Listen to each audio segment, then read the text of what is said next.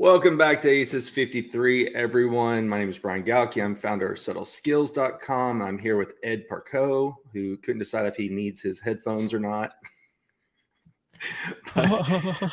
Yes, this is ACES 53. What does the ACES stand for? Attitude. What's the C, Ed? Commitment, enthusiasm, Enthusiasm smile. and smile. I know. I just was What's the messing with you. 53 stand for there, Mr. Brian There's Galke? 52 cards in the deck, and then of course the Joker is the next best thing. So the reason for it, 4 aces, the best hand you can have, and then if you had the next one, that would be a Joker. So what are we here to talk about this week? No, let's back this up. Roll the truck back. All right, let's do this right. ACES stand for, to remember it, it's an acronym to remember what you bring to the table in sales, which is attitude, your commitment, your enthusiasm. And then the easiest thing you can bring anytime you're doing anything is your smile, which eludes me all the time. Even at Rotary, when they're taking pictures, like, can you smile? I am on the inside. Yeah. And then the Joker is that unique ability you bring to the table. And the Joker is the 53rd card in the deck. That's why it's ACES 53. So there you go. I'm glad that's how it's supposed to go. So get that down, watch this video, redo it each week. No, if I keep screwing it up, you'll take it over. See, maybe there's an evil method to my madness. No, there's no evil method. It's called laziness. That too. Procrastination. Yes. Well, we're picking up where we left off on Tuesday, talking about the power of networking and mastermind. So we talked about before, what are some of the different ones that we're in? What are some of the value from it? You were on an event last night. You want to talk about that? It was actually during the day. I try not to do things at night because I'm married. I have a wife and dogs. Supposedly. I know, supposedly. Never see her. She never comes to any events, Well, that's not my fault. She doesn't. But anyway, so you were on something during the day yesterday, since you're not paying attention. I'm paying attention. I'm just getting the stuff. All right. So two of the best people that came to my life. First was Todd Duncan, who taught me, everything about high trust selling in the mortgage industry. It's a great book. It works for any industry, but this is written for the mortgage industry. And what's funny is you forget everything in it because you do it so much, right? You plan, you have everything. I had my whole business set up the right way.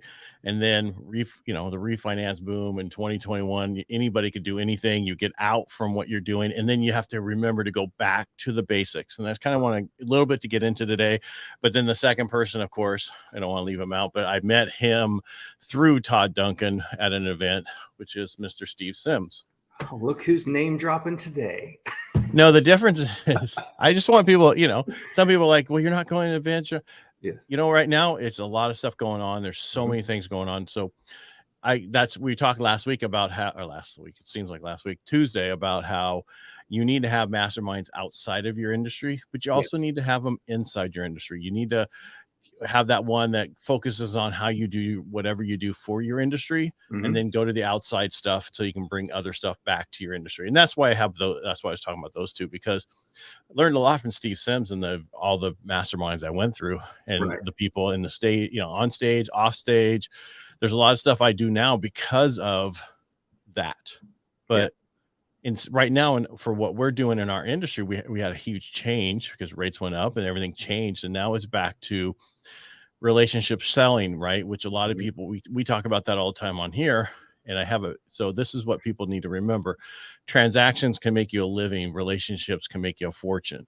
And people forget, we all say we're not transactional. We're in it for the long haul, but you really have to show that. Put your money where your mouth is and stop saying it and actually doing it. Right. And because yesterday on he had a webinar yesterday, 1,000 people on it. That's Todd Duncan. And he was talking about how, just this going back through the Bay and stuff, because of course he wants people to sign up because that's how he makes money. And just like we all do. And the second slide action was the 3 key simple pivots you need to make in August and September is to get back to call, connect, and convert. Right. And his big thing is do everything before 10 a.m. Make all those calls, make everything. There's call reluctance right now. Have you called your past clients? Have you called on the anniversary of the loan that you had? Are you calling when you're supposed to call? Just the basic things that we're so busy doing other junk, like cutting up videos, making lives, all the stuff we do additional to get our name out there and everything. But the most important thing we can do is focus on our business for many hours in the morning. Right. And then do the other stuff. And we were talking before, about the face-to-face and communication. There's a difference between joining a mastermind that's on a Zoom or joining a network group that's on Zoom versus when you're there in person. It makes a huge difference. There's one here locally in Dallas that they do every third Wednesday at 7 a.m. And you can watch it from home and you may pay attention. You'll learn something from the speaker. But if you go to the in-person event, that's where you make the connections. And you and I were talking about before of events we've attended. It seems like the smaller groupings, the Greg Reed's Prosperity Camp, Steve Sims Speakeasy, where it's maxed out at 40 to 50 people, seem to have more networking and power because you end up talking to everybody that's in the room versus if you go to one that's 2,000 to 10,000 people, you're just there to see a speaker get on stage and walk off stage and next speaker up. So there's a lot more benefits to finding the smaller ones. Even if they're more expensive, you're likely going to walk away with more information and more contacts than going to the huge ones. And that used to be the big thing. Do you remember, what was it? Get Motivated? Nope. When that was one that was probably 15, 20 years ago. I didn't have to get motivated. So. Oh, you didn't have to? Just naturally motivated? Mm-hmm. That was the first big one that went around to all the stadiums, and they had Zig Ziglar, and they'd have all these people. And it was $49 a ticket. And you knew the rotation with it was a speaker who teaches you something, somebody who sells you something, and it kind of went through those. But it seems like a lot of those have gone away and have gone to the smaller groups. The only one I think is still really gathering people in large groups is like your Tony Robbins when they come to a city because they want to do the experiences of do the fire walk, break the boards, some of that they know they do very long hours, from 8 a.m. till midnight of a lot of energy and movement. And they've tried it at home and it's quasi successful, but it'll never be as successful as the in-person stuff. Right. I just think, and the smaller ones, they normally cost more. Mm-hmm. And that's why, so the people are going to be in that room, pay more to be there. And so they're more focused. I think that's the difference. It's the quality of the people there. I don't know how I got there, but I did. So. Well, there's a thing known as charity. And sometimes that's how people give back. You help the underprivileged. Is that what it is, smartass? Yeah. But when we mentioned this on Tuesday, you and I met at an event, right? And then that organizer said, "Hey, why don't you guys create a podcast together?" And sure enough, no, we both came up with the idea. I thought they said you and I need to put on. We should work. We should do. Yeah, well, because I said that we had talked about before. I was thinking about putting an event on for sales, and I've been looking for some people to do that. Because again, it's about not just what we talk about. It's about the other people we can have on. And I want to get back to having the jokers on Thursdays. Yes. We're kind of the jokers today, but I want to get back to where we're bringing that information to our people because it's important. And it's not about what we know. It's about what other people know that we can use and help out, because I totally believe in Zig Ziglar and all those Tom Hopkins, everybody we've had on, and the things that we've talked about in the past. They've helped me so much. So has the stuff that Todd Duncan has taught me, know. But again, we talk about two things. You got to have one for your business in your industry and one outside of your industry or whatever more there are. But I mean, you can go to podcasting ones or whatever it is, but it's just unique. You need to find that one thing from each one that you can bring back and implement. The problem has been, and I was over the last probably 3 years for me, I went through so many things. I'd get back and I would not implement any of them, right? Because it was so overwhelming. I mean, I did a ton. I learned a lot about how to do videos, how to do podcasting, how to create stuff, and how to use AI and all that kind of stuff. Now, that's major changes to how I do business, but I'm still waiting for the AI for mortgage industry. Right. So what do you think it'll be able to do in your industry? Just out of curiosity. Just qualify somebody so you don't have to. Okay. I was trying to think of what aspect it would be. That would so basically what happened is if someone makes one for our industry, it will get rid of us. You'll have somebody just overseeing. Yeah. Just verifying, spot checking. If that, underwriters, processors, they're not going to have it. The problem is if it's a commodity, they can get rid of you. Well, We're trying not to be a commodity, but right. technically, Going back to something you just said, that's something that uniquely when Steve talks is he says, when you leave his event, don't think about it, don't talk about it for a week. Right. And then he actually have you, what does he do? I don't want to give away what he does. He sends you something afterwards to help you reflect. Right. What you've written on something to say, Exactly. what are you going to, what's your plan when you get back? Sleep. Yeah, exactly. That is Don't go out till 5 o'clock in the morning. Oh, I'm telling you, I'm a little nervous about the next one. Come on, New Orleans, bars that don't shut down. Yeah, that's gonna be an interesting one. How come no one showed up to the event? Yeah, that's like the problem about Vegas, right? Some of the people, they go to the first day, but then the rest of them, they just don't usually make it. Right. Yeah, it's it'll be an interesting. I love New Orleans, but it much like Vegas has a 48 to 72 hour rule. And I know I'll be there longer than that.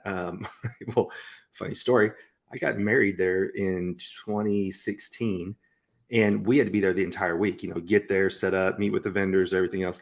I've never been more tired in my life than after spending a week straight in New Orleans. So lots of good food, lots of late nights, all the fun stuff. But back to what we were talking about is there's a lot of power in the smaller groups. And one of the things that, like you said, sometimes if you go back to them, they start to blur together. So last week I spoke at an event and then the next day spoke at another event, then went to a mastermind at Greg's house, and it's all a blur together of who was it that talked about what, because you meet all the people. So yes, I remember getting cards from people or talking to people, but it becomes a blur of if they give you a card, I'm like, crap, what event did I meet them at? And so you didn't take pictures? I took pictures with some. If they scanned the QR code and then, got my contact information, that I did. But you're right.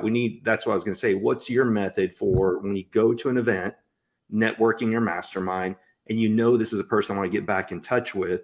Like some people have jacket pockets. This one's like, I'm never going to call them. This one is, I want to call this person. What's your strategy when you go to one? Well, I have like that QR code thing that I do. Right. The Popple, right? So it's on my phone. So if I want to connect with them, then I have them scan that, and then it puts their information in and where at, where you met them at. And so you can remember who they are. Yeah. Oh, that's nice. So you can put little notes in there. There's another one. I have to think about. Joe uses Uvo, I think. And his is when they scan the QR code, not only does they say they want to download yours, it says, oh, do you want to send Joe your information? So then it gives them the opportunity right then. And I saw him do this at Vegas, and he got 20 people's contact information just like that. Because if you make it easy for people, they'll do it, right? When people get to fill out a contact form, they're kind of like, I don't know if I want to. But that extra button, I think it's going to be worth it to purchase that card. It's like it's $100, maybe less. But that one feature got Joe 20 potential leads in a second. Versus you hope they fill out a form. Well, it depends. And again, it depends on which part it is. Where are you looking? Are you looking at them to be a guest on your podcast? Are you looking for to be a guest on your radio show? So on my Popple, it has all my podcasts, has the sign up link for all my podcasts. Right. So that I don't have to send them a Calendly. They can just go click and they can sign up for it. So it gives all the information I need on there. That's a good point. Should you have more than one QR code depending on who you're talking to? So it's not, what do they always say? A confused mind says no. Russell talks about that. Steve talks about that. So I would have two phones. That's a good point. Be like Batman? One, what? You want to be like Batman? No, because one, you're not going to be able to have two Popples on the same account, right? So you'd have to have something else. So you could I have two phones. One's for work and one's for play. Right. For my wife, really only. And so I could have two different ones to do the different things. But for me, I don't want a bunch of people. I only want people that I can connect with. Right. You know what I mean? What I'm going to do. And again, it depends on what we're looking at and how we're trying to move forward with these people. Are we looking for clients for loans, or am I looking for clients for podcasts? Am I looking for clients, like I just said, for radio show? What am I looking for? Right. So that's because when I go to the events, like the events that we've been through together, yes, they're not really looking for mortgages. Right. They're for my other stuff that I do. Right. Your other podcasts, Inner Edison, things like that, helping the brave. Yeah. That's what I was thinking. You bring up a good idea. I need to figure out, I'm going to create 2 different phone sites. One for go download my stuff if you're a customer, and one for, hey, how do we connect so we can work together? Right. See, I've never played with phone sites, but one of the things I need to work on, and maybe you can help me do that or get some people to come on here, is my news. I want to start doing the email lists, right? Right. I didn't, because it's like email lists going away, but now with I came across Cast Magic a few weeks ago. Mhm. And I was using Chat GPT. I was using Podcastle. So I would drop my file in there, my audio file in there, transcribe it, take it over to Chat GPT, have it transcribe it, and then turn it into a summary and all this stuff. Came up with my prompt for that. Mhm. Well, then I came across Cast Magic a few weeks ago, and it's like, okay, I don't have to do all that now. Right. I just drop it in there, and within, I don't know, 3 minutes or something, it breaks down everything I need for posting and everything else. And it's a huge difference. And so it's all about, I think, time and finding these things to make it so much easier. One of the masterminds I just joined with Steve, as a matter of fact, that's one of the focuses that they're going to do every Tuesday, are what are new tools that people need to use. So they brought up Opus Clips. They brought did I tell you, I've been using that too for a while now. Right. Because what's her name? Christine Marie. Yeah. She talked about it at an event, and then she had it on she did a post about it. Yeah, on LinkedIn, but she didn't say, if she said Opus. Right. She didn't say Opus Clips, so I could never find it, and I didn't reach out to her. Then somebody else talked to her. I saw it on TikTok or somewhere else, and I was like, and then I played with it. I was like, oh man, this is perfect. Yeah. So for people who are listening, the website is opus.pro. And because it's confusing, you Google it, Opus Clips is the brand name, but the website's opus.pro. And you can drop in video, and it will create your social media content. It's got your, what do you call it? Captions. There you go. It'll make captions for you. Right. It'll go through. You buy so many hours or whatever a month, and then you drop in there, depending on your clips. So I would tell people, if you have video and you have a bunch of other stuff on there, go in there, edit your video down. Yes. Because otherwise you're just wasting time, unless you don't care that it's going to take you longer to edit it down than paying an extra 5 minutes for each episode. So the one you asked me if I played with it, I did download finally one, and I did it for my very first talk at Brad's event 2 years ago. And the funny thing is, I forgot the first 45 minutes of it was Janine's, and then they had me for 15 minutes. And so I ended up making Janine a lot of nice clips, but it didn't do any that ranked for me. So that one will be going out. Well, you can send that to her. That's what I did for you. Yeah, exactly. But and from what I've learned, I've been playing with it on TikTok and YouTube Shorts and a couple of reels. I haven't really focused, but just to see how well it does. And whatever that higher numbers is, all you really want to post. So find one or the top 2 clips and only use those. What did you say? Within like 7 minutes, you were getting hundreds of views? Well, so on TikTok, which depending on when you post it, but on average, I would post it, and within like less than 7 minutes, I had over almost 300 views, which is a lot for a mortgage guy in Modesto. Yeah. But I've had on my YouTube, it's different. I dropped and it was 1,300 within so many times. Right. But it just depends on what you're looking for. Right. Right. I've had more viral on TikTok. I've had 19,000 views on a couple of my posts in the past. Again, it just has to do with what people are looking for at the time. Right. Right. And one thing I don't like about TikTok, if you look at who looked at your video, 60% of the people who look at your video are from 13 to 17-year-olds. Right.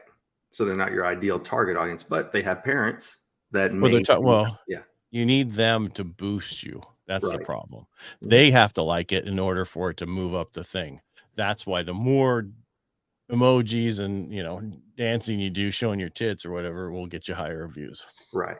Well, and since we're talking about social media content, and I put it in the comments last time, was Ryan Magin. So Magin, that's a guy to follow if you want to learn how to create content without using the apps. So he's good about getting millions of views on consistently for all of his clients and himself. So he does, matter of fact, on Wednesdays, he goes live for 2 hours and talks about it. So if you don't know who he is, great guy to follow. on that. And he just created a mastermind. Why? Because there was enough demand of people who want to know how to create content. And he's had proof of success. He created his own mastermind. But it's interesting. I saw a picture the other day, and when I first started working after college, knowledge was power, and people hoarded knowledge. And that's how you were successful at companies. You did things you didn't share. And now that's done a complete 180, where the more you share is actually how you grow. And that is teach other people to do it so you can expand your business, right? Or share knowledge for free and people will still hire you. That's the famous Gary Vee idea, is give your shit away for free and people will still hire you to be a speaker, to come in and consult for their company, to create programs for them. Whatever it is you do, the more that people listen to you and learn from you, the more they want to learn. And that's not the way it was before. It was all hidden secrets and it's all mine and I'm not going to tell anyone. And that's the big change in people. Right. Because you can get more people because the more you give away, the more they want you to do it for them, because they know you know how to do it, and then what you're actually doing for them. And that was the one thing about me doing my editing and other stuff I've been doing over the last few months, trying to figure out what I'm looking for in the future. Right. I guess that's one way to look at it, because when I started in the mortgage industry, I've done every job there was, right, all the way up. I've done it all. So I had learned, I knew a lot of stuff that other people didn't know. And that's one thing about all of a sudden I let everybody else edit my podcast. I let everybody else do all the other stuff when I shouldn't have been. I should have been handling it from the beginning to get it to exactly the way I wanted it. Right. Because I re-recorded my openers and closings and you played with them and adjusted them until they're right. And then now if I got somebody to take it over, which eventually I will again, I know it's exactly how I want it, instead of doing it. Oh, I'm so busy, I can't do it here. Here's somewhat of a thing. Yeah, it makes sense. When we talked about before, you should get in and play with anything you're going to pay someone else to do, so you know if you're being taken advantage of or not. There was the big thing that when I first got started, people were like, oh, go buy followers. Well, yes, it is to a degree. I see how it makes sense, where if people see you have a low number of following, they won't follow you. I was lucky. I met Ryan. We did a few videos that went viral, and that's how I got most of my following. But it's funny because you'll see people who consistently will buy followers, right? They'll go from 10,000 to 40,000 in a month, but then there's no likes or comments. So they'll do a post and there'll be like 5 likes, but yet they have 40,000 people. It's funny because if you know what to look for, then you know what do you want to pay for. So you can actually find someone who's getting you good people to follow, meaning they interact with you, they share your content, or they getting you fake followers that make you look pretty, but then people see, oh, only 5 likes. And then what do? They go, oh, that's a fake. They bought their followers. So it's interesting what's out there. Yeah. And, again, but there are things you can do to boost your own posts and other stuff that if you were wanting to get more followers and other things over time, right. And for me, my biggest problem was a lot of my social media, except for Facebook, LinkedIn, and YouTube, with what we do here, I wasn't posting for the past 9 months. So I like on Instagram, I lost a few because I didn't post. Yeah. But that's okay. I didn't want them anyway. I hover around the same numbers, but if I'll go speak an event and I'll get a bunch of people, but then I'm not doing the videos consistently anymore. And then I'll lose some people. So I just keep sitting at that same little level. I need to start doing the videos a lot more. So what I've found is, and this is me personally, like on TikTok and on YouTube Shorts, you can you can schedule them directly, right? So you do a bunch of videos, you have them there ready to go. My problem is I do so much content before they would cut up my stuff and it would be old. Yeah. You follow what I mean by the time they put it out. Right. And I want it like the day I talked about it, like on Monday, I think it was Monday, I said this was inflation week, and my co-host like, yeah, it's kind of like Shark Week. I go, yeah, but with a different bite. And and it was funny, right? And we did some other, talked about it a little bit more, and that took off because it was hilarious. It was a different take on. We didn't play it, we didn't plan it. It just rolled. That's how we are. We work together so well on the radio and all our stuff, and so it's important. So those did real well, cutting up in a few seconds. And I don't care if they like it or they don't like it, as long as you get somebody to do something on it, that's all that matters. Right. 100%. Yeah. But originally on YouTube, you had to have a lot of followers for the algorithm to send your stuff out. That's why people paid for followers. That's right? true. Like TikTok doesn't matter. It doesn't matter if you have one follower. Right. Your video can go viral because of other people looking at it. I used to have a corporate job, so I never really dinked around in Instagram. But you're right. Whenever I first started doing it, that was right after they made the change where as long as you could post a link, no matter what. But it used to be you had to have, what was it, 10,000 followers before you could post a link, or 1,000 followers. It's very similar like YouTube. Until you reach 1,000 subscribers and X amount of hours, then you can't be monetized for your channel. So you have to, every platform has something except for TikTok. TikTok's kind of wide open, but you're right. There used to be different ways to do things. Like originally, if you wanted to get a blue check mark before they made the change, you had to promote X amount of content. You had to go through a rigorous screening process. And then there was something else you had to have. You had to have X amount of published articles. You had to have X amount of followers. You had to have posted into that platform X amount of time. And then I knew people who paid $3,000 to $5,000 to get their blue check, even with doing all those other things. And then there's a local guy who's a travel blogger who he got it just because of the amount of sheer posts he had and interaction with it. Well, now you can buy a post. And people initially bitched, why would I pay? But it is still a verification process that you're not a bot. So you have to upload a driver's license. The biggest pain for me is if you're doing it on your computer and you want to swap from one account to another, it makes you log out, verify again, come back in. Whereas if it's on your phone or your tablet, you can swap between the two accounts easily. Well, the biggest thing for me was I could never get my Instagram approved, right? Oh, back really? in the day. Oh, yeah. Well, after I figured out why, it was because I had character.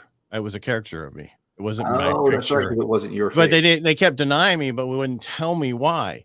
And then the new change and everything, I went there like, your picture doesn't match. Oh, Yeah. Now you tell me I could have had this a long time ago. Right. Yeah. Well, I mean, that's even like the YouTube verification. There's a verification, a full huge one when you're 100,000 or more subscribers, or they're the one that just to verify who you are. Yeah. Right. Yeah. But go ahead. Oh, you made me think of something with YouTube. Go ahead and I'll jump in. No, go ahead. I'm done. Okay. You were talking about YouTube. When I was in Utah for an event, but there was another event there at the same time. They get together, they call it Taco Tuesday, and they bring in a bunch of successful people in the Utah area. And I met a lady who her and her husband started the King of Random, I think is their YouTube website, 12 million subscribers. And it's crazy because it started with the husband who's unfortunately passed. The very first video was him seeing could he start a fire with a water bottle using the sun to glimmer through it. But they just started doing little things like that. And what's crazy is we've all met people, especially at these masterminds we go to, who they start out with just a simple channel or Pinterest or something. And for some people, it just takes off and it changes. And that's something I love about masterminds is if you look at somebody who's way up here, like a lot of people are like, oh, I want to be like Gary Vee, or I want to be like Brad Lee, or I want to be like, whoever it is, John Maxwell. I'm more interested in who are the people that are slightly above me that I can get to that next level. So there's a really cool guy named Neil Patel. Neil Home is his Instagram. 2 years ago, he lost everything, completely down to zero. His accounts got hacked, couldn't recover it. And in 2 years, he grew a huge following by posting daily, doing videos, and now he's hosting masterminds and things. So it shows you what's possible. And I know we're kind of covering a wide variety of subjects. But we're talking about masterminds. Well, we can bring it back to masterminds. Yeah. But it's interesting just to see what's possible on the different platforms. Right.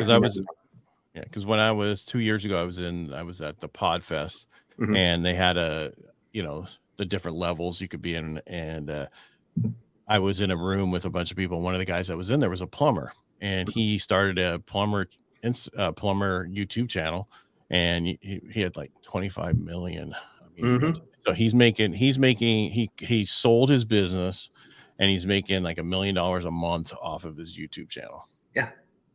Because then he also gets people to support, here, promote my product, promote this, on there. Yeah. He gets paid to discuss stuff. Well, and that's just it. You never know.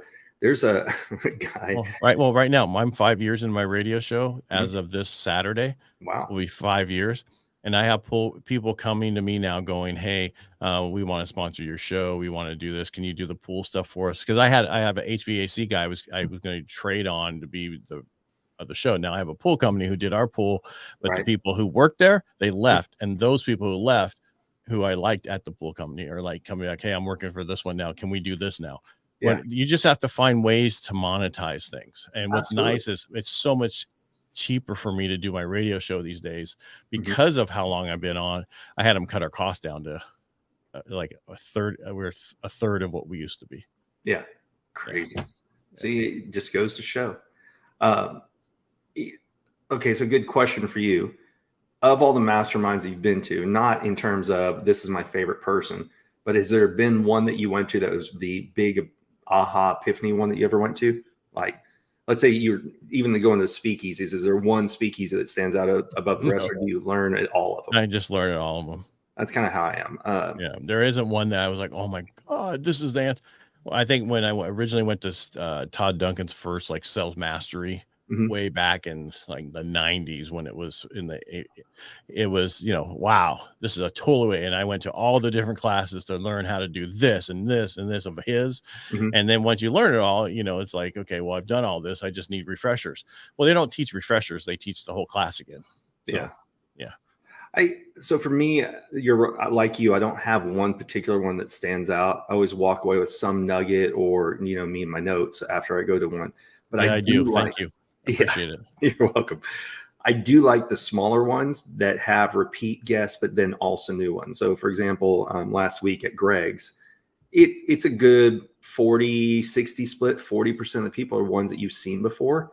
And because you get to watch each other grow, because the smaller knit ones, you get to know people. So then you start following each other. You see each other post and you get to see their growth. That's inspiring to me. And I like that. And then there's the new 60% of people. And those numbers can be reversed. It can be, 60 returning, 40 new, or, 70-30, whatever it is. But it's nice to go to those because you see, okay, who leveled up and who do I need to catch up with since the last one? And then who are new people that you can learn from? An amazing guy that was at Greg's this last time. A year ago, he was a factory worker. And then he created the YouTube channel, Absolute Motivation. And his name is James Dixon. He lost his leg. So he had a bad leg when he was a kid. They had to amputate it. And I'm not going to do a story justice, but high level. So the nurse said, hey, look, you'll be able to walk again and everything else. And his mom came in and said, don't lie to my son. Tell him he's going to be a cripple. And I want to hear him say he's going to be a cripple his whole life. And it's just a devastating story to hear. But now he's out speaking to large events all over the world, making a difference by showing people what's possible, even with having an amputated leg. So he's speaking at schools, he's speaking at churches, and this is what he does. And he is in a place that he could have remained a factory worker, but instead, look at what he's done in 1 year. It's absolutely amazing. Yeah. Traumatic things make good stories. But I will say right. I mean, that's what. Right. Yeah. Traumatic things. Yeah. Well, what do they say? Your mess is your message. Everybody's got some trauma, something they've been through. Stop hiding it. Exactly. Because that's the one thing about my Internet podcast. Why I stopped it in October of last year and then started back up about 4 or 5 months later was I got tired of people coming on there saying, yeah, I have a story I want to tell. And this is what happened. And then they get on there and they're trying to promote stuff. Right. Yeah. And it's like, no, I need your full story. So when I started back up, my beginning says, hey, I've been doing this for a couple of years. I kind of got off of my core, what I was working for, but now, we're back and here's what I'm back, baby. This popped in my mind while you were talking, because we were talking about James Dixon and the leg. I'm amazed at how many people don't pay attention to Brian Bogart's left arm when they first meet him, because he has such a presence and such a deep voice. It's not until he points out his arm was ripped off when he was a kid that people suddenly notice that. Does that make sense? Like, he just has a presence about him when he talks, that then he shares a story and people are like, oh, wow. Yeah. Now I see the arm, but the way he carries himself, you don't immediately notice that it's significantly smaller than his right arm. It's just interesting. But he's another one that I follow after meeting at the speakeasy. Right. Well, we all met a bunch of people and we all followed to a certain point. Right. Because each one of, not every one I want to follow, like you don't want everybody to follow, I mean, there's a bunch of good people. Absolutely. And then there's some people. Right. And usually some people don't show up again. Right. Thank goodness. What was I going to say? Oh, networking. So the thing I do like about networks are you can just go to anything. Like you can Google and find anything you want on pretty much any industry. Go look on Meetup. I mentioned before, there's several I've joined the last few months that I wasn't aware of, but they kind of come across your radar and you go, okay, who's in the group? You go attend for free, ask people who's a member, who's a guest, and then you see which ones are of value, which ones aren't. So there's plenty to get out there. So I know we're talking about masterminds and people think, oh, I'm not spending 25,000. I've never spent 25,000 on a mastermind, but there's some you can get for the year. Right. For the year. That's the other one. Like I want to get to that point where I'm like, clarify 25,000. Yeah. Yeah. But I've been coached and it's been more than that. So yeah. Have you really? Well, it's right there. Yeah. Right. And then the other one, when I was in that other one, it was more than that, but it's going to depend on what you're looking for in life and where you want to go. Right. For me, I had a huge thing I was going to do, write my book, which I did, do this, and I did most of it. But the problem has been, I'm in an industry all of a sudden that is like debt. Right. Well, yes, I can still do a living. Yes. But is it the living I want to do? No. Right. And that's why I'm still looking at doing more than what I have been doing. Mm-hmm. Right. And that's why a lot of people go, why do you do the podcast? Why do you do the lives? Why do you do radio? Why do you do this? I go, because I like talking to people. I like to have a conversation.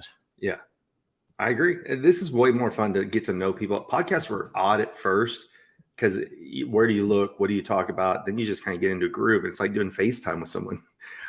Yesterday, is a kind of cool deal. They have a trailer that's outside. They own a roofing business and they have a trailer that's a studio. And so in the back, you go in and you just see it in the back and then you walk out and you're like, wow, this is pimped out. It's pretty nice. I'm going to post pictures about it later, but it's amazing where podcasts are now, because I remember 5 years ago, they said, oh, don't make a podcast because they're already overdone. Everybody has one. What's your rule? How many do they normally go?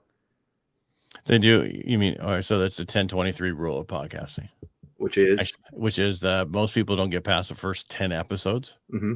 And then the next step is to get past the 23rd episode. Right.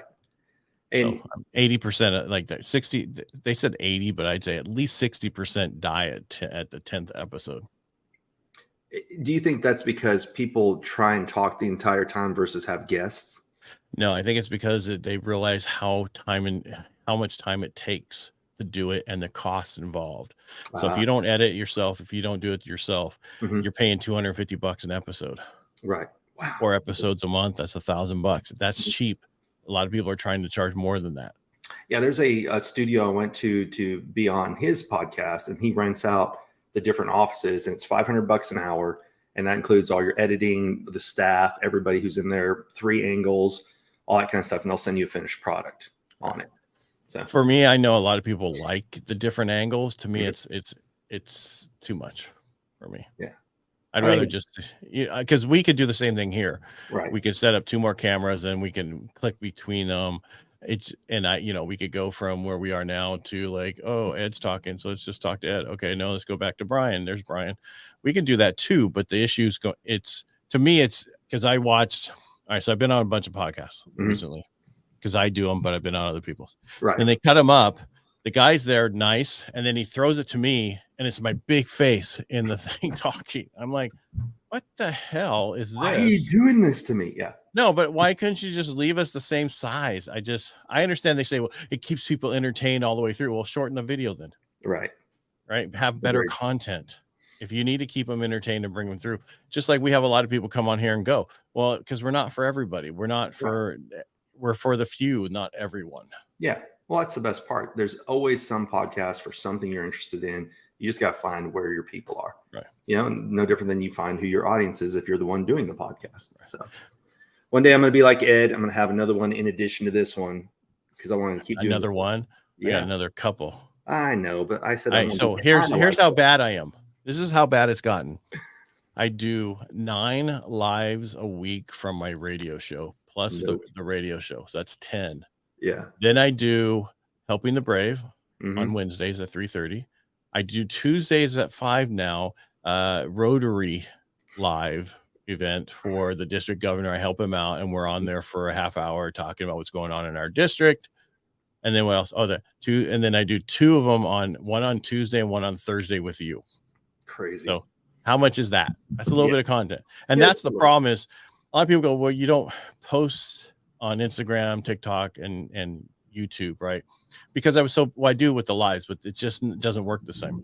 Yeah. So that's what I'm focusing my clips on, are on those 3 channels, right? The reels, because we do this on Facebook, this on YouTube, and also on LinkedIn constantly. Yeah. Do I need to add more to my Facebook? No. Right. There's enough on there already. Well, that's why some people stop and they recycle. They use like Hello Wolfie and there was another one that would restore something. Yeah, repost or whatever it was that was out there. But anywho, well, no, it's important. It's important to do that stuff. But I mean, because I was on somebody else who was handling my stuff 5 days a week. It was, I think Monday was real estate jerky, I think it was, and then Tuesday was a review.